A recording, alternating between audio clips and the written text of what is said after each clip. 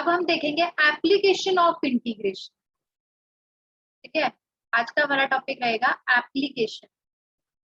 Application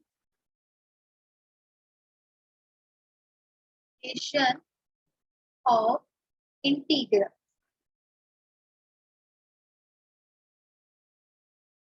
भाई integration की application क्या है? देखो, सबसे पहले मतलब इंटीग्रेशन करते गए मतलब यही मतलब था कि क्वेश्चन दे दिया, चलो हमने इंटीग्रेशन सीख लिया, कर लिया। इसका डेली लाइफ में क्या यूज है? जैसे ट्रिग्नोमेट्री का यूज होता है ना, आप 10th क्लास में क्वेश्चन करते थे कि ये ट्री की हाइट है, ये पोल की हाइट है, यहाँ से डिस्टेंस पे है, तो उसका फायदा तो होता है ना डेली लाइफ में। तो सेम टू सेम ऐसे ही कहता है कि इंटीग्रेशन का क्या बेनिफिट है, वो ये बताएगा। सबसे पहले तो देखो, आपके पास आपने बहुत सारी जैसे पिक्चर्स पड़ी हुई है, रेक्टेंगल, ट्रायंगल, सिलेंडर, बल्कि 3D भी पड़ी हुई है, सिलेंडर। ये 3D शेप में सिलेंडर होता है, अभी 3D में बना नहीं सकती। कौन भी पढ़ रखा है, ठीक है। और भी जो भी ट्रेपीजियम, इस टाइप से बहुत सारी ऐसी शेप, ट्रेपीजियम तो ये होता है, सॉरी वो पैरेललोग्राम था। बहुत सारी शेप्स हैं और सबके आप एरिया बता सकते हो, क्योंकि आपके पास फॉर्मूलेज हैं। और कहीं ना कहीं से, मान लो अभी याद नहीं है तो कोई बात नहीं, लेकिन कहीं ना कहीं से ढूंढ के आप उसका सर्कल या फिर स्फीयर, स्फीयर को थोड़ा सा अंदर से डार्क कर देते हैं, सर्कल अलग होता है, स्फीयर अलग होता है, सबका आप एरिया मुझे बता सकते हो। लेकिन अगर मैं आपसे ये पूछूं कि मुझे इस कर्व का एरिया बताओ, इस कर्व का एरिया क्या है, मतलब भाई ऐसे दे दिया मैंने सिस्टम आपको और कहा यहाँ से लेकर यहाँ तक जितना भी एरिया बाउंड हो रहा है, ये इसका एरिया बताओ। मतलब मैंने आपसे पूछा कि मुझे इसका एरिया बताओ, क्या होगा? आपको नहीं पता। तो जब भी किसी कर्व का एरिया फाइंड आउट करना होता है, तो वहां पर आपका इंटीग्रेशन यूज होता है। तो इंटीग्रेशन का एक्चुअल में यूज क्या है कि आपको एरिया फाइंड आउट करना है under the curve. Under the curve का एरिया फाइंड आउट कर सकते हो। मतलब ऐसा नहीं कि कर्व से ऊपर का एरिया निकाल लोगे, नहीं, कर्व से ऊपर का एरिया नहीं निकाल पाओगे आप, अंडर द कर्व का एरिया फाइंड आउट कर लोगे। लेकिन अगर ये ऐसे बोल दे, मान लो कोई शेप होती, ये पूरा का पूरा सिस्टम जो है, या फिर यहाँ से भी नहीं, इसको रहने दो, ये वाली चीज नहीं,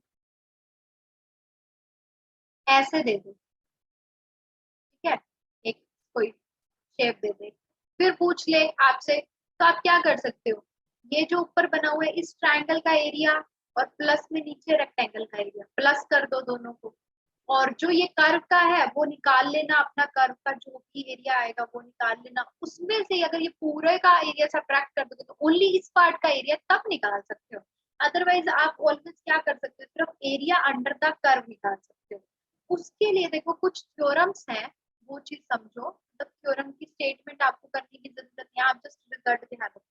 सबसे पहले क्या है कि ये चीज मतलब इंटीग्रेशन आप तभी कर सकते हो, एरिया अंडर द कर्व तभी निकाल सकते हो, सबसे पहले तो आपका फंक्शन कॉन्टिन्यूअस होना चाहिए, ठीक है।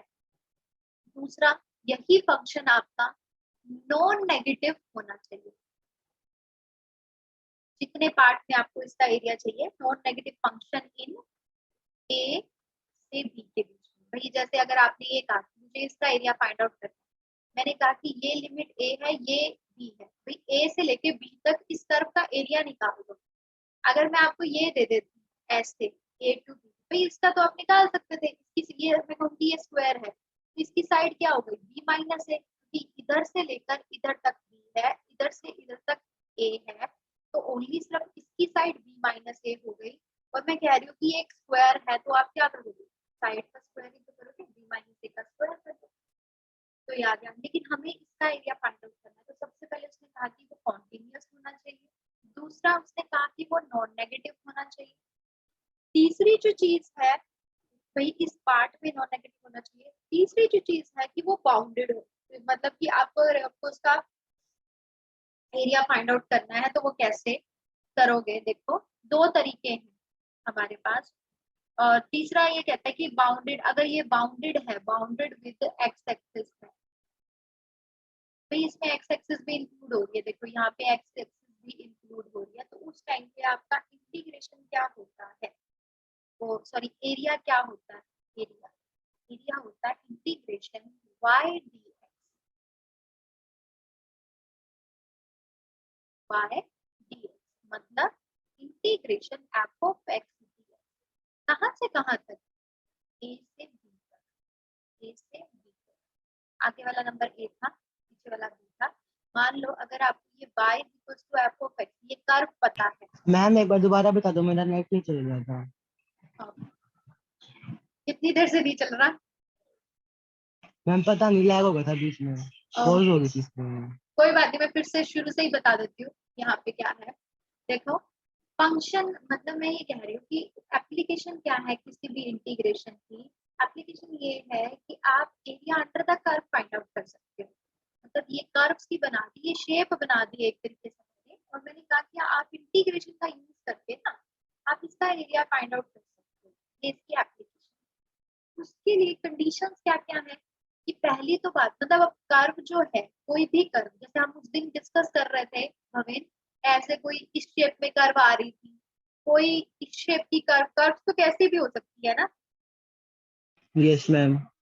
ऐसे डिफरेंट डिफरेंट टाइप्स की शेप्स आ रही थी। अब इलिप्स भी हो सकती है, सर्कल भी हो सकता है उसके अंदर, आपका इलिप्स भी हो सकता है। तो हर किसी की आप एरिया फाइंड आउट कर सकते हो, डिफरेंट डिफरेंट रूल्स है हर किसी के एरिया फाइंड आउट करने के, वो साथ के साथ डिस्कस कर लेंगे। तो अगर आप इंटीग्रेशन का यूज करके इसका एरिया फाइंड आउट करना है, तो आपको सबसे पहले क्या देखना है कि आपका फंक्शन कॉन्टिन्यूअस होना चाहिए, आपका फंक्शन नॉन नेगेटिव, मतलब नेगेटिव नहीं होनी चाहिए उस फंक्शन की वैल्यू। भाई फंक्शन तो समझ लो मैंने इस कर्व को दे दिया x cube square plus three, x cube plus three, मैंने ऐसे ही लिख दी कोई कर्व, ठीक है। मैं ये कह रही हूँ कि इस कर्व की वैल्यू ना, जहाँ पे आपको इसका इंटीग्रेशन निकालना, मतलब ए से बी में इंटीग्रेट करना है, तो वहां पे आपका फंक्शन नॉन नेगेटिव होना चाहिए। और तीसरा, अगर ये एक्स एक्सिस से बाउंड हो रहा है, भाई एक्स एक्सिस भी इसमें इंक्लूड हो रही है, तो आपके पास क्या है यहाँ पर, ये जो एरिया है वो integration a to b y d x equals to ये आ जाएगा। समझ में आई ये बात? Yes ma'am.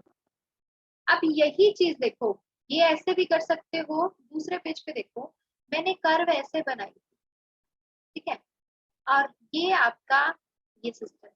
कोई जरूरी नहीं है कि आप सिर्फ एक्स एक्सिस का यूज करके निकालो। मान लो आपका ये यहाँ तक आ रहा है कर्व और ये ऊपर तक जा रहा है, आप इसका मतलब मैंने पहले तो क्या किया, यहाँ से इसको डॉटेड ऐसे मिला दिया, पिछले वाले में तो पिछले वाले में मैंने इसको इंटीग्रेशन बाय डीएक्स लिख दिया, ए से बी, जिसमें ए की वैल्यू ये थी, बी की वैल्यू ये थी। क्लियर है? ये तो पीछे वाले में किया, B area under the curve आ जाएगा, ठीक है। अगर यही कर्व ऐसे ही है हमारे पास, और आपको इंटीग्रेशन, आपको ये लिमिट्स दे देता है वाई की, यहाँ पर इसने लिमिट्स दी थी कि एक्स इक्वल्स टू ए है, एक्स इक्वल्स टू बी है, एक्स एक्सिस भी इंक्लूड है, ठीक है। आप इसका बताओ इसका एरिया क्या होगा, तब बस आप ये करो कि जो भी कर्व दी है y is equals to f of x, आप इसका इंटीग्रेशन कर दो, इसके अंदर लिमिट्स पुट कर दो, वो उसका एरिया। लेकिन आप ये भी कर सकते हो, आप ना यहाँ से ऐसे ड्रॉ कर, तो y एक्सिस के साथ ड्रॉ कर दो, इसका एंड, ये इसका एंड यहाँ पर, समझ रहे हो? कर्व जो भी थी इसको यहाँ से मीट करा और यहाँ से मीट किया। अगर ऐसा सिस्टम है ना, जब भी आप ऐसे लिमिट्स अगर y की ले रहे हो ना, मान लो इस बार ये पॉइंट c है, ये मेरा d है, तो आपका इंटीग्रेशन c टू d होगा। और ये किसकी लिमिट्स है, ये y की, तो इंटीग्रेशन आपके पास y के रिस्पेक्ट में होगा। जब इंटीग्रेशन y के रिस्पेक्ट में होगा तो आपको यहाँ पे x dy करना होगा, चाहे आप ये लगाओ चाहे आप ये लगाओ, दोनों से आंसर बिल्कुल सेम आएंगे। बस ये याद रखना, यहाँ पर लिमिट x की और यहाँ पर लिमिट y की, जनरली आप यही यूज कर रहे होगे अपनी पूरे चैप्टर में ही, आप यही यूज करोगे, बट मैं ये कह रही हूँ कि दोनों से आंसर सेम आता है। क्लियर है ये concept? Yes. Yes ma'am. Okay,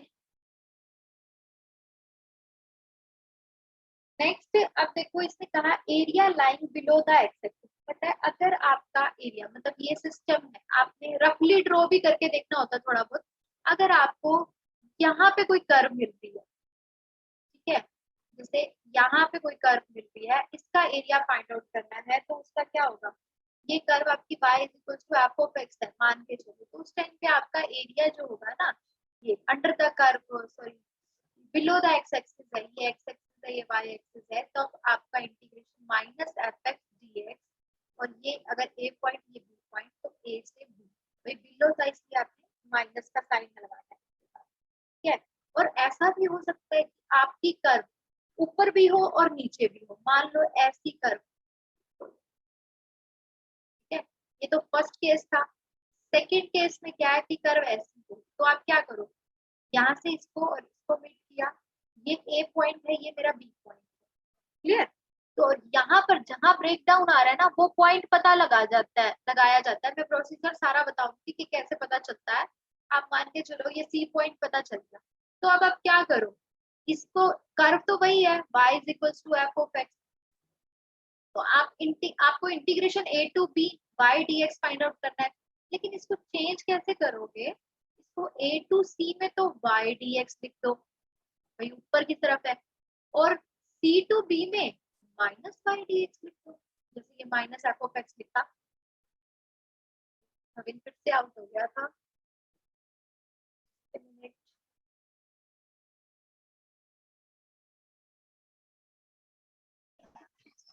क्या हुआ बबन, आज तो कुछ ज्यादा ही प्रॉब्लम हो रही है आपके नेटवर्क में, सारा का सारा नेट Yes, खत्म ma'am. कर दिया, सारा नेट खत्म कर दिया क्या खुशी के मारे? No, ma'am. फिर No, ma'am. अब देखो, मैंने ये कहा कि अगर कर्व ऊपर भी है और नीचे भी है, और आपको इंटीग्रेशन तो वही कर्व तो सेम ही है, बस वो ड्राइंग में ऊपर भी आ गई और नीचे भी आ गई, उस टाइम पे आपको इंटीग्रेशन कैसे करना है, वही integration y to d x a to b लेना था, लेकिन आपको पता है ये ऊपर भी प्रेजेंट है और नीचे भी प्रेजेंट है, तो ए टू सी में तो आप y डी एक्स लिख दो, पॉजिटिव लगा दो, और सी टू बी में ये नीचे आ जाती है तो बिलो आ जाती है तो माइनस लगा दो, ठीक है।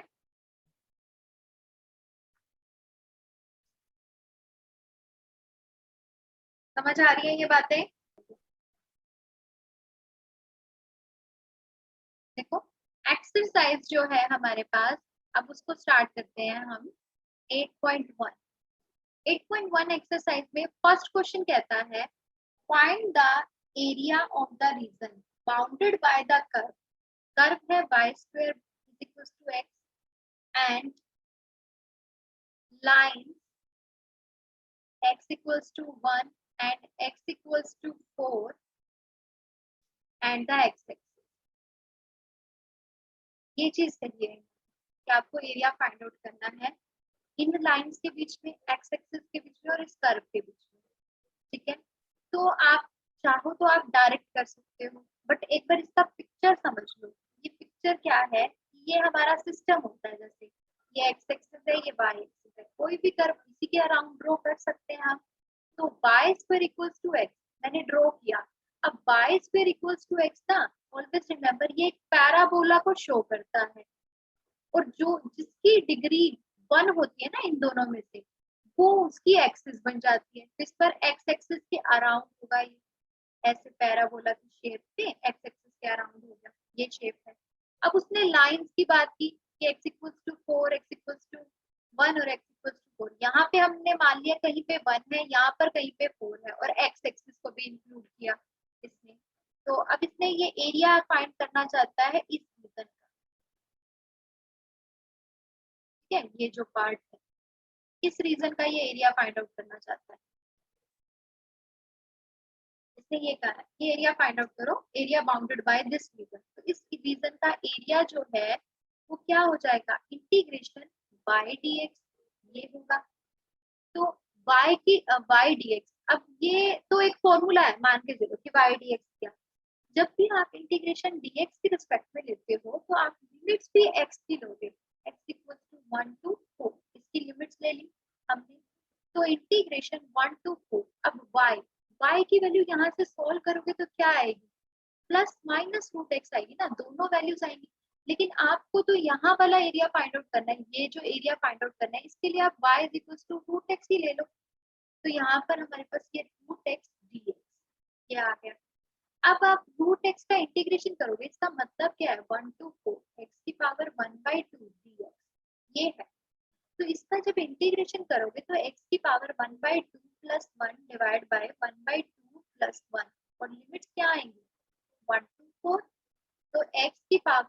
3/2, यहाँ पर नीचे 2/3 और लिमिट्स पुट करोगे 1 to 4, पुट करोगे तो यहाँ से आपके पास 2/3, लिमिट पुट करो 4 की पावर 3/2 माइनस 1 की पावर 3/2, 1 की कोई भी पावर हो वो 1 ही आती है, और 4 की पावर 3/2 को देखो कैसे लिखते हो आप, 2 की पावर 2 मल्टीप्लाई 3/2, 2 से 2 कैंसिल कर दिया, 2 की पावर दैट इज योर 8, यहाँ से आपके पास 2/3 8 माइनस 1, तो 8 माइनस 1 7 हो गया, 2/3 इंटू 7 14/2, ये आपका आंसर। अब आया समझ में क्वेश्चन? यस मैम, अब आ गया। हाँ ठीक है, तो अब मतलब ये कर लेते हैं, मैं ऐसे करती हूँ कि इस चैप्टर का ना मैं ईच सम अपने तरीके से समझाती हूँ, मैं हर क्वेश्चन कराऊंगी, लेकिन ये है कि भाई से मैं करा दूं लेकिन फिर भी आपको करना है खुद से भी, ठीक है? अब देखो ओके नेक्स्ट, मैम।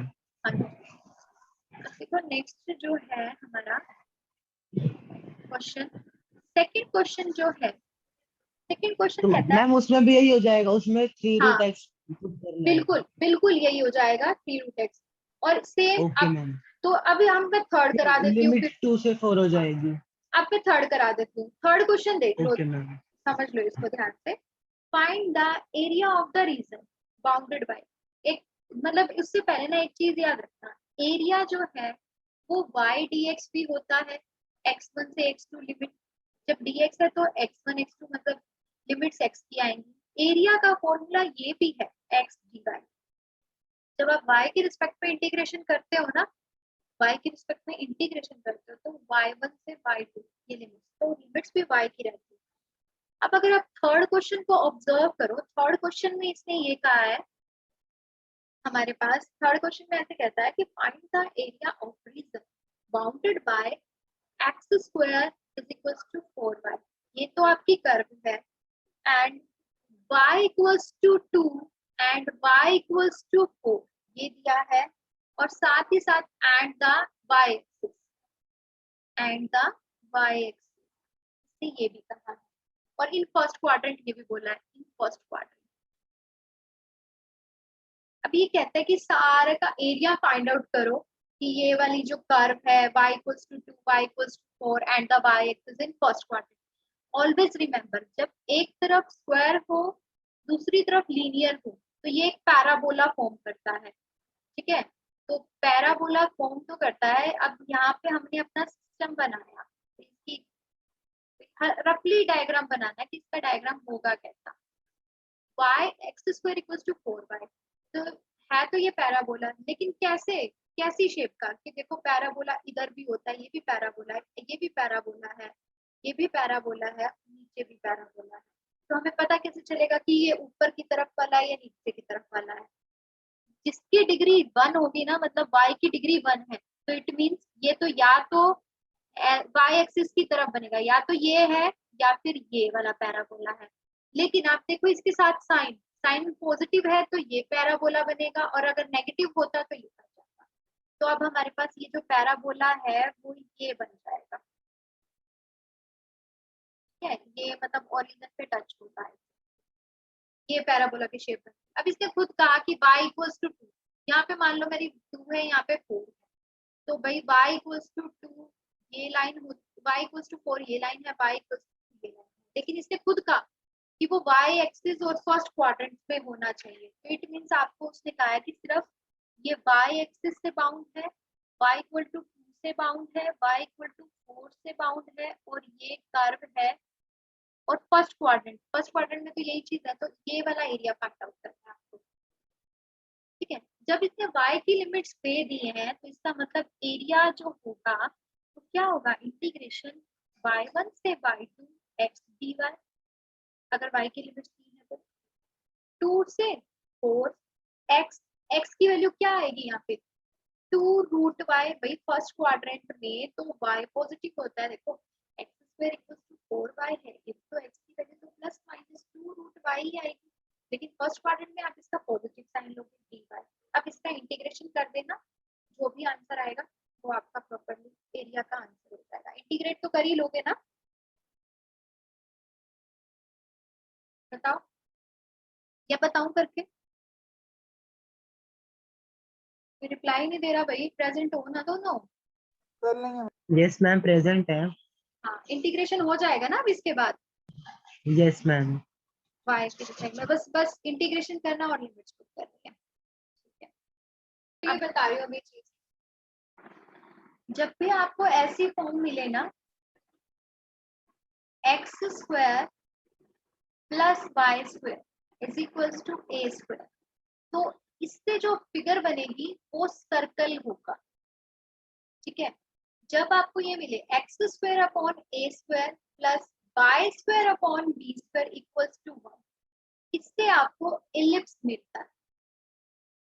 ठीक है, जब दोनों स्क्वायर्स में हो और बीच में प्लस हो और कोफिशिएंट सेम हो तब तो सर्कल मिलता है, और जब दोनों स्क्वायर्स में हो और ऐसी फॉर्म हो is equal to 1 a square upon b square, तो इससे इलिप्स मिलता है। Next x square over a square minus y square over b square, इसका मतलब होता है हाइपरबोला। ठीक है, और इलिप्स की शेप जो होती है वो ये मान के चलो, या तो ये शेप को भी इलिप्स कहते हैं, अंडे वाली जो शेप होती है इस शेप को भी इलिप्स बोलते हैं। अब ये भी डिपेंड करता है कि पिक्चर के अंदर कब तो ये वाला बनेगा और कब ये वाला बनेगा। ठीक है, तो अब देखो, जब भी आपके पास एक्स स्क्वायर की नीचे की टर्म जो है वो बड़ी है, ठीक है, जैसे यहाँ पर आपने इसको ड्रॉ करना है, तो जब भी मैंने कहा कि जब भी आपके एक्स स्क्वायर के नीचे की टर्म बड़ी होगी तब आपके पास ये वाला इलिप्स बनेगा, तो इस इलिप्स की ये शेप बन जाएगी, ये वाली।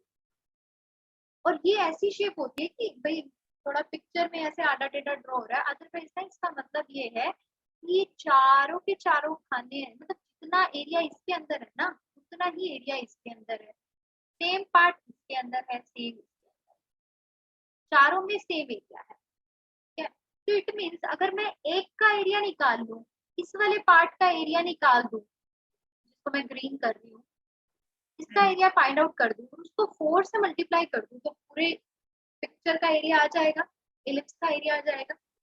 ठीक है, यहाँ तक समझ में आती है बात। अब देखो, तो अब भाई इंटीग्रेशन करना है तो सॉरी एरिया फाइंड आउट करना है, इसका फॉर्मूला तो कोई होता नहीं है, एरिया फाइंड आउट करना है तो इंटीग्रेशन का यूज करना पड़ेगा। इंटीग्रेशन का यूज करना पड़ेगा तो उसके लिए लिमिट्स भी चाहिए। अब इसकी लिमिट्स कैसे लेनी होती है वो देखो, x square upon 4 square plus y square upon 3 square. सबसे पहले इसको ऐसे लिखा, तो नीचे वाला किसी ना किसी का तो स्क्वायर बनेगा ना, मान लो नीचे ओनली 2 होता तो वो √2 का स्क्वायर बन जाता। ठीक है, तो x के नीचे जो भी है ना वो पॉइंट्स आपके यहाँ आएंगे, ये x एक्सिस है ये y एक्सिस है, तो इसके ऊपर पॉइंट 4,0 होगा, इधर जो पॉइंट होगा वो -4,0 होगा। ये पॉइंट समझ में आया कैसे लिया मैंने? Yes ma'am. और जो ये पॉइंट है ना ये अंदर, ये 0,0 ही है, ये जो पॉइंट है ये 0,0 है। ठीक है, अब नेक्स्ट देखो, फिर ये पॉइंट क्या होगा, ये y एक्सिस के नीचे 3 है ना, तो ये y एक्सिस पे 0,3 टाइप की पॉइंट, हाँ, और यहाँ पे 0,-3 ये पॉइंट होगा। ये भी क्लियर होगा?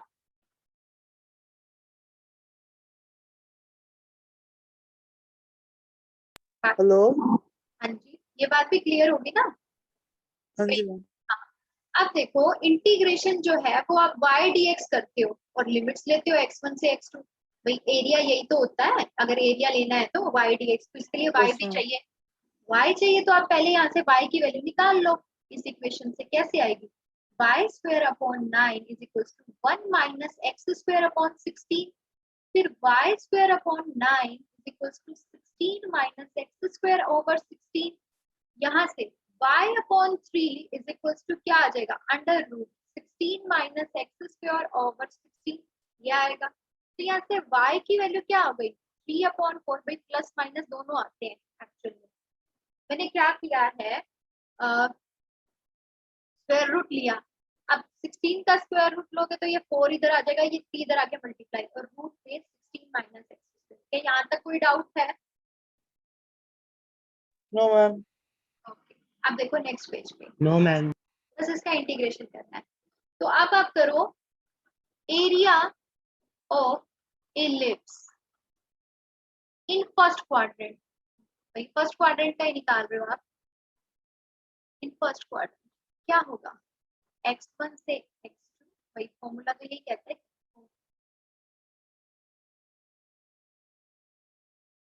ये होगा x1 से x2 y dx। ठीक है, तो फर्स्ट क्वाड्रेंट का एरिया क्या होगा, इंटीग्रेशन, आप खुद बताओ मुझे, इस फर्स्ट क्वाड्रेंट में इतना ही पार्ट है ना, ये फर्स्ट क्वाड्रेंट जिसको मैं रेड कर रही हूँ, फर्स्ट क्वाड्रेंट में आपकी x की लिमिट्स देखो, ये जो चीज है ना, ये y एक्सिस की तरफ, ये y की लिमिट्स को शो करती है, ये x की लिमिट्स को, x कहाँ से कहाँ जा रहा है, 0 से 4 तक गया, तो x की जो लिमिट्स है हमारे पास वो 0 to 4 हो गई।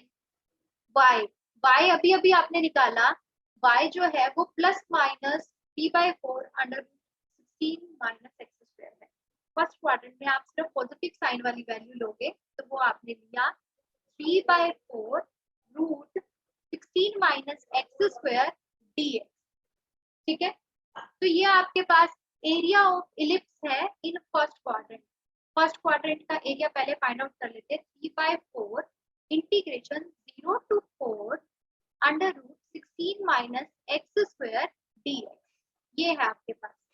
अब इस 16 को भी आप क्या लिख सकते हो, अगर साइड में देखें 4 स्क्वायर, हाँ 4 का स्क्वायर माइनस एक्स स्क्वायर। अब जब इसका इंटीग्रेशन करना था तो याद होना चाहिए, जो मैंने लास्ट टाइम आपको कराया था, कैसे इसका फॉर्मूला कैसे लिखते हैं, ऊपर है रूट x/2 लिखोगे, क्वेश्चन को एज इट इज लिख दोगे, फिर आप देखोगे कि ए स्क्वायर जो है वो पॉजिटिव साइन के साथ है या नेगेटिव साइन के साथ है, पॉजिटिव है तो यहाँ पे plus a square upon 2, A square मतलब 4 का स्क्वायर 16/2, और जब आपके पास रूट ए स्क्वायर माइनस एक्स स्क्वायर होता है तब आप लगाते हो साइन इनवर्स x/4, 4x/2। इसका इंटीग्रेशन याद है क्या आपको, हाँ मैम, ये होता है, तो मैंने वही चीज यहाँ पे पुट की, 3/4 x/2 root 16 minus x square plus a square की जगह सॉरी 16 ही लिख देते हैं, 16/2 साइन इनवर्स x/4। इंटीग्रेशन क्या से कहाँ, 0 से 4, 0 से 4 इंटीग्रेशन 3/4। अब अगर आप 4 पुट कर दो इसके अंदर, जहां जहां x है, भाई यही मतलब होता है upper limit minus lower limit, 4 put करोगे तो यहाँ पे 4/2 रूट 3 माइनस 4 का स्क्वायर प्लस यहाँ पर क्या आ जाएगा 8 sine inverse 4/4 that is 1 minus 0 put करो, इधर 0 पुट करोगे खत्म, इधर 0 पुट करोगे तो खत्म। ठीक है, ये वाली टर्म भी फिनिश। आपके पास 3/4 मल्टीप्लाई 8 साइन इनवर्स 1, देखो साइन इनवर्स 1 किस एंगल पे होता है, π/2 पे होता है ना, तो यहाँ पर π/2 आ जाएगी। ये 0 हो चुका है, ये भी 0 है, बस ये और ये मल्टीप्लाई होंगे, तो अब जब मल्टीप्लाई होंगे तो ये सब कैंसिल हो गए, इसका आंसर आया 3π।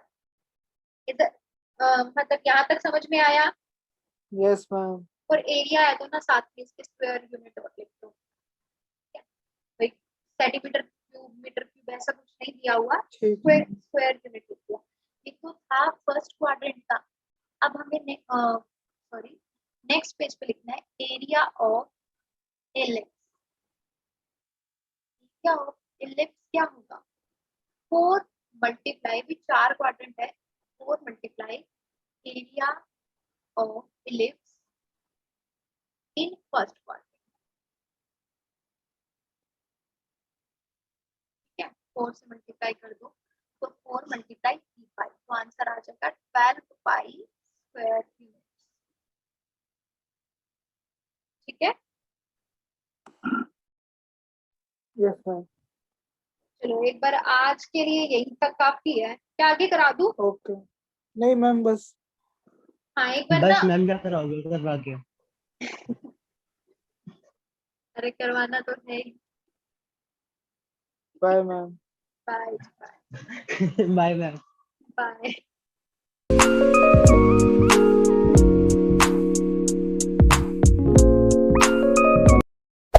Hey there. Subscribe to my channel. And also press this bell icon.